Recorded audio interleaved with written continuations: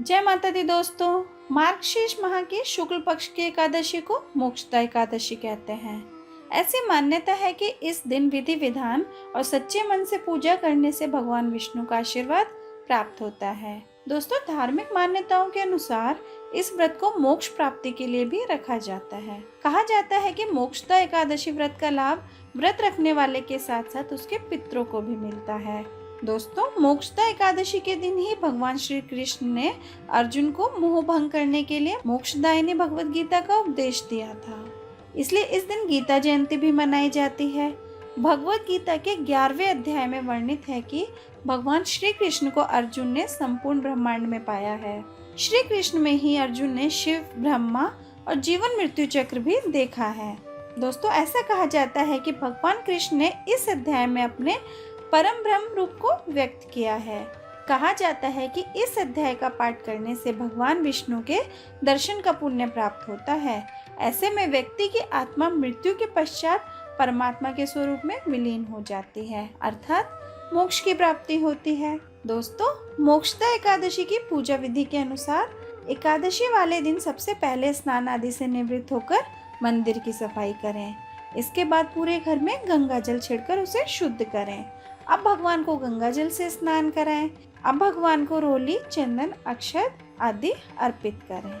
दोस्तों, फूलों से श्रृंगार करना ना भूलें और भगवान को भोग लगाएं। दोस्तों, मोक्षदा एकादशी के दिन सबसे पहले भगवान गणेश की आरती करें। इसके बाद भगवान विष्णु और माता लक्ष्मी की आरती करें। मोक्षदा एकादशी की व्रत कथा के अनुसार एक बार महाराज युधिष्ठिर ने भगवान श्री कृष्ण से कहा, हे भगवान, आप तीनों लोकों के स्वामी, सबको सुख देने वाले और जगत के पति हैं। मैं आपको नमस्कार करता हूँ। हे देव, आप सबके हितैषी हैं, अतः मेरे संशय को दूर कर मुझे बताइए कि मार्गशीर्ष एकादशी का क्या नाम है। उस दिन कौन से देवता का पूजन किया जाता है और उसकी क्या विधि है, कृपया कर मुझे बताएं। भक्त वत्सल भगवान श्री कृष्ण कहने लगे कि हे धर्मराज, तुमने बड़ा ही उत्तम प्रश्न किया है। इसके सुनने से तुम्हारा यश संसार में फैलेगा। मार्गशीर्ष शुक्ल एकादशी अनेक पापों को नष्ट करने वाली है। इसका नाम मोक्षदा एकादशी है। इस दिन दामोदर भगवान की धूप, दीप, नैवेद्य आदि से भक्ति पूर्वक पूजा करनी चाहिए। अब इस विषय में मैं एक पुराणों की कथा कहता हूँ। गोकुल नाम के नगर में वैखानस नामक राजा राज्य करता था। उसके राज्य में चारों वेदों के ज्ञाता ब्राह्मण रहते थे। वह राजा अपनी प्रजा का पुत्रवत पालन करता था। एक बार रात्रि में राजा ने स्वप्न में देखा कि उसके पिता नरक में हैं। उसे बड़ा आश्चर्य हुआ। प्रातः वह विद्वान ब्राह्मणों के पास गया और अपना स्वप्न सुनाया। कहा, मैंने अपने पिता को नरक में कष्ट उठाते देखा है। उन्होंने मुझसे कहा कि हे पुत्र, मैं नरक में पड़ा हूँ, यहाँ से तुम मुझे मुक्त कराओ। जब से मैंने ये वचन सुने हैं तब से मैं बहुत बेचैन हूँ। मेरे मन को शांति नहीं मिल रही। मुझे इस राज्य, धन, पुत्र, स्त्री, हाथी, घोड़े आदि से कुछ भी सुख प्रतीत नहीं होता। मैं क्या करूं? राजा ने कहा, हे ब्राह्मण देवता, इस दुख के कारण मेरा सारा शरीर जल रहा है। अब आप कृपया करके कोई तप, दान, व्रत आदि ऐसा उपाय बताइए जिससे मेरे पिता को मुक्ति मिल जाए। उस पुत्र का जीवन व्यर्थ है जो अपने माता पिता का उद्धार न कर सके। एक उत्तम पुत्र जो अपने माता पिता तथा पूर्वजों का उद्धार करता है, वह 1000 मूर्ख पुत्रों से बहुत अच्छा है। जैसे एक चंद्रमा सारे जगत में प्रकाश देता है परंतु हजारों तारे नहीं।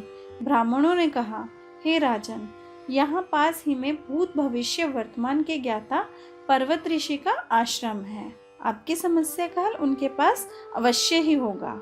ऐसा सुनकर राजा मुनि के आश्रम पर गए। उस आश्रम में अनेक शांत चित्त योगी और मुनि तपस्या कर रहे थे। उसी जगह पर्वत मुनि बैठे थे। राजा ने मुनि को साष्टांग दंडवत किया। मुनि ने भी राजा से उनकी कुशल क्षेम पूछी और आने का कारण पूछा। राजा ने कहा कि महाराज, आपकी कृपा से मेरे राज्य में सब कुशल है, लेकिन अकस्मात मेरे चित्त में अत्यंत अशांति होने लगी है। ऐसा सुनकर पर्वत मुनि ने आंखें बंद की और कुछ सोचने लगे। फिर बोले, हे राजन, मैंने योग के बल से तुम्हारे पिता के कर्मों को जान लिया है। उन्होंने पूर्व जन्म में कामातुर होकर एक पत्नी को रति दी, किंतु सौत के कहने पर दूसरी पत्नी को ऋतुदान मांगने पर भी नहीं दिया। उसी पाप कर्म के कारण तुम्हारे पिता को नरक में जाना पड़ा है। तब राजा ने कहा, इसका कोई उपाय बताइए। मुनि बोले, हे राजन, आप मार्गशीर्ष एकादशी का उपवास करें और उस उपवास के पुण्य को अपने पिता को संकल्प कर दें। इसके प्रभाव से आपके पिता की अवश्य नरक से मुक्ति हो जाएगी। मुनि के ये वचन सुनकर राजा अपने महल में आए और मुनि के कहने के अनुसार कुटुंब सहित मोक्षदा एकादशी का व्रत किया। इसके उपवास का पुण्य उन्होंने अपने पिता को अर्पण कर दिया। इसके प्रभाव से उनके पिता को मुक्ति मिल गई और स्वर्ग में जाते हुए वे पुत्र से कहने लगे, हे पुत्र, तेरा कल्याण हो। यह कहकर वो स्वर्ग चले गए। दोस्तों, मार्गशीर्ष मास के शुक्ल पक्ष की मोक्षदा एकादशी का जो व्रत करते हैं उनके समस्त पाप नष्ट हो जाते हैं। इस व्रत से बढ़कर मोक्ष देने वाला कोई और व्रत नहीं है। इस कथा को पढ़ने या सुनने से वाजपेयी यज्ञ का फल मिलता है तथा चिंतामणि के समान सब कामनाएं पूर्ण करने वाला है। दोस्तों, अगर आपको मेरी वीडियो पसंद आई हो तो प्लीज़ वीडियो को लाइक कीजिए, शेयर कीजिए और चैनल को सब्सक्राइब करना ना भूलें। Thank you.